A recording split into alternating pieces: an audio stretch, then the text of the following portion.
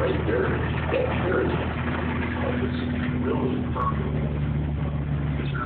There's also some things here just kind of swamp, this good water, good flooding, protection.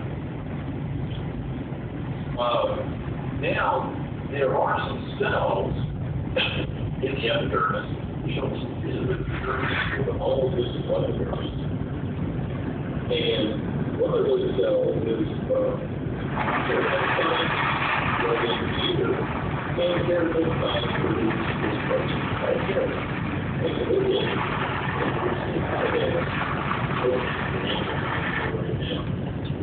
protein fibers, they're producing a lot of this keratin. They produce more and more and more amount of cells just dying, and then what's left is just keratin. It's also